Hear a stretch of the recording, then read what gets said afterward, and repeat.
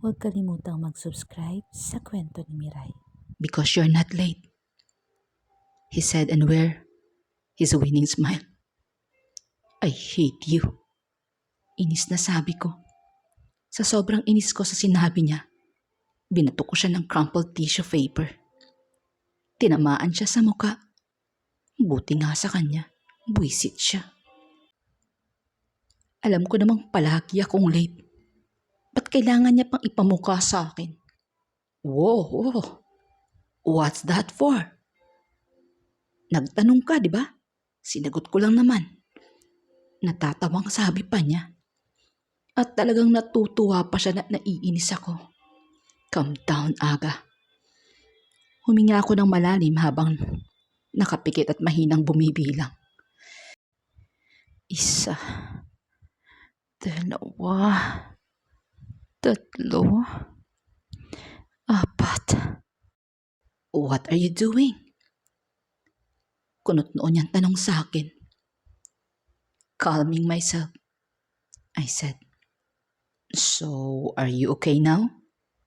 Can we start our business meeting? Tanong niya. Muntik ko nang makalimutan yung meeting namin. Ay, last chance ko na nga pala siya. Kapag minamalas ka nga naman. Fine. So, Mr. Villas, what made you accept our proposal? To think na hotel ang business mo? Tanong ko sa kanya. Miss Fernandez, it doesn't mean na porket hotel ang business ko hindi ko na i-consider yung proposal nyo. Unang-una dahil magkakaroon ako ng benefits dito. And diba dapat ako nagtatanong sa iyo ngayon? Kung bakit gusto nyo mag-invest sa hotel ko? Samantalang your restaurant can stand on its own. Sabi niya at tinititigan akong mabuti. Oh my God, grabe ang seryoso namang kausap nito. Lalo tuloy akong hindi mapakali dito. Hindi ako sanay sa mga ganitong business meeting. Hindi ako komportable. Malay ko ba sa business, no? Model ako. Sa pakikipag-socialize ako magaling. At sa pagpo-post. Oo na, ako nang walang alam sa business. Napansin niya ang pagtahimik ko kaya nagsalita uli siya. Tell me, Miss Fernandez, is this your first time on of business meeting? Medyo natatawang tanong niya. Manghuhula ba siya?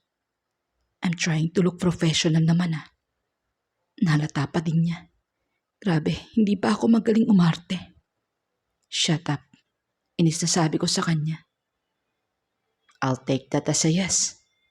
Nakangiting sabi niya sa akin. And I gave up. There's no use in pretending. Huli naman Fine, I'm not a business-minded person. It's just that I have no interest when it comes to business because it doesn't suit my personality. And it's just for boring people like you. Paliwanag ko sa kanya. Tinawanan lang niya ako sa sinagot ko. Wow, soon namang nakakatawa sa sinabi ko. Don't laugh. You look stupid. Inis na sabi ko sa kanya at uminom ako ng tubig para pakalmahin ang sarili ko. I'm sorry. I just can't help it. You just remind me of someone, he said. And who? I asked. My sister, he said and smiled. Oh, okay. So may kapatid pala siyang babae. So since you're not that interested in business matter, we'll not take this meeting seriously, he said habang inaayos niya yung mga folder sa lamesa na parang nililigpit niya. I sighed in relief. Buti naman. Akala ko mamamatay na ako sa kabordaman dito Thank you, Mr. Villas. Bulong ko. Liam. Call me Liam. Drop the formality. So relax and take this meeting as a usual friend conversation. Sabi niya at tuluyan nang ligpit ang mga gamit niya. Even his laptop na inopen niya kanina at pinatay niya at iniligpit na din. We're not even friends, I said. So let's be friends then. Alam ko na hindi maganda yung first meeting natin. So, friends? Tanong niya sa akin at inilahad niya yung kamay niya for shake hands. Nag-aalinlangan pa akong abutin yun pero since may point din naman siya kaya tinanggap ko yung kamay niya at nakipag-shake hands. Bakit mo nga pala niligpit yung mga gamit mo? Curious kong tanong. Para maging mas komportable ka, sabi niya. Oh, okay. Ganyan ka ba sa lahat ng nakaka-meeting mo? Tanong ko ulit. Minsan, kapag beginner pa lang yung kausap ko. Sabi niya na pinipigilan yung pagtawa. Oo na, ako na ang beginner. Yapang, sabi ko sa kanya. In fairness naman sa kanya, siya pa yung nag-a-adjust. Siguro nga tama nga sila. Mabait siya. Liam, nag-aalangan pa akong tawagin siya sa first name niya. Tumingin siya sa akin at naghihintay ng susunod kong sasabihin. Huminga muna ako ng malalim bago ako tuluyang nagsalita. I'm sorry dun sa pagtataray ko sa'yo nung first meeting natin sa hotel mo. Ikaw naman kasi tinawag mo akong unprofessional. Alam ko namang late ako bakit kailangan mo pang ipagsigawan? Nakakainis ka nun. Tapos, sikat ako pero hindi mo ako kilala. Naputol yung sasabihin ko nung nagsalita siya. Oh, stop there, miss. Ha, nagsasorry ka ba talaga? Kung nagsasorry ka talaga, you just say I'm sorry and don't reason out. Sabi niya na, naa-amaze sa akin. Okay, I'm sorry. It's just that, naputol ulit yung sasabihin ko. Kakasabi ko lang, okay? Kalimutan na lang natin yon. And I'm sorry din kung nasungitan din kita. He said with sincerity. So, Aga, right? He asked. Call me Lyra. I said. Okay then, Lyra. Sagot niya. I don't know kung bakit Lyra yung sinabi kong itawag niya sa akin. Siguro dahil sa ginawa niyang pag-a-adjust at pag-intindi sa akin. Hayaan na nga, friends naman kami. You asked me earlier kung bakit ko inaccept yung proposal mo. Actually, nung nakita ko na galing sa Heavenly Food Restaurant ang proposal, hindi na ako nagdalawang isip pa. Sabi niya. Nakakahiyamang sabihin dahil anak ka ni Chef G. I am dying to be one of Chef G's apprentices. Medyo nahihiyang payag niya.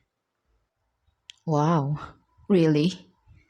So, you like to cook? Bakit hotel ang business mo? Tanong ko sa kanya. Unang inoffer ng father ko yung pagmamanage sa hotel sa ate ko. Kaya lang, as I've said, pareho kayong walang hilig sa business. So after ko graduate ng college, sa akin niya pinasa. Pero culinary ang kinuha kong course sa Dilasal. Dagdag pa niya. Rival pala tayo ng school.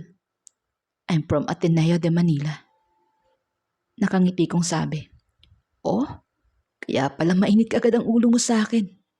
Pagbibiro niya.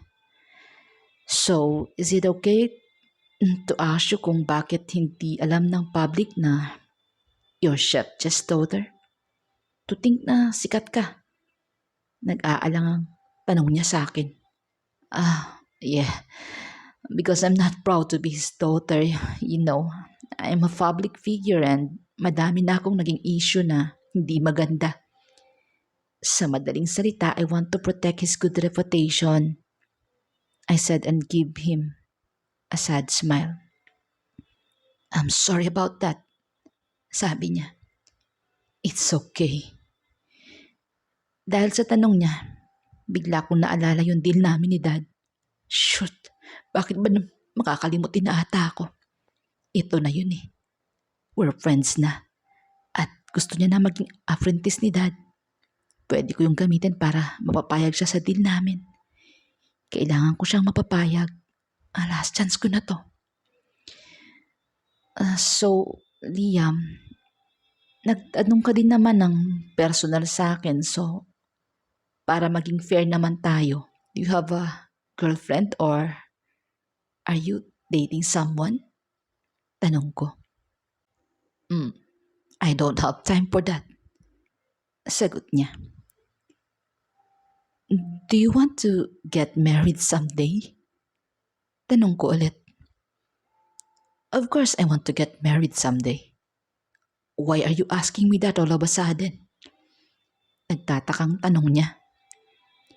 What if I will ask you to marry me? Would you say yes? Sabi ko. What? Why? Tanong niya. Just answer my question.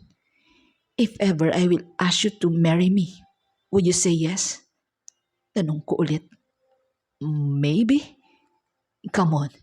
You are good looking and kinda kahit sino gugusto yung pakasalan ka.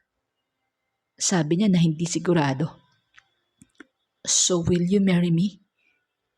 Tanong ko ulit. What? Are you serious? Tanong niya. I'm dead serious. Pakakasalan mo ba ako? Tanong ko ulit. Bakit? Seriously, Lira? This is our second meeting and you were asking me to marry you. Are you insane? Sunod-sunod na sabi niya. Yes, maybe I'm insane. Don't worry, after 6 months naman magdi-divorce din tayo kaya hindi ka matatali sa akin. I'll set you free after 6 months, promise. Sabi ko sa kanya. Nagmamakaawang sabi ko pala sa kanya. Itinaas ko pa ang kanang kamay ko na parang nanunumpa. Nagtataka siya sa mga sinasabi ko kaya para lalo siyang maliwanagan, sinabi ko na sa kanya yung deal namin ni Daddy. Kinuwento ko sa kanya ng walang labis at walang kulang. And after kong sabihin sa kanya lahat, ito ang natanggap kong sagot. Ano naman ang mga benefits na makukuha ko pag nagpakasal ako sa'yo? Hindi naman pwedeng makuha mo ang gusto mo tapos ako wala. Tanong niya. Good question. Hindi ka naman mawawalan eh. In fact, magkakaroon ka pa nga. And I'm sure magugustuhan mo pa yung mapupunta sa'yo. Let's say na kapag nagpakasal na tayo sa States, ikaw na ang magmamanage ng Heavenly Food Restaurant. Plus, matutupad mo na din ang pangarap mo na maging apprentice ni Daddy. Hindi lang apprentice. Son-in-law pa. Pangungumbinsi ko sa kanya. And after ng marriage, babawiin mo. Naniguradong tanong niya. No, hindi ko babawiin yung business. But 50-50 tayo sa profit nitong restaurant. Since ikaw ang magmamanage at sa akin naman talagang nakapangalan, kaya dapat may hati din ako. Sabi ko. Unfair naman ata yun. 50-50 ako lahat ang kikilos para magpalago ng restaurant. Sabi niya. Okay. Okay, fine. 40-50. Ano, deal? Tanong ko. Hindi muna siya nagsalita at parang pinag-iisipan pa lahat ng sinabi ko. I need time para pag-isipan yung offer mo, Lira. Hope you understand. Hindi madaling magpakasal. Sabi niya. Okay. Pero please, wag mo na masyadong tagalang mag-isip. Almost 1 month na lang yung natitira sa akin.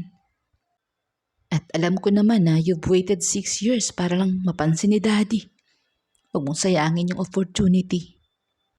Umalis na si Liam at naiwan ako sa loob ng VIP room. Sana lang talaga pumayag siya.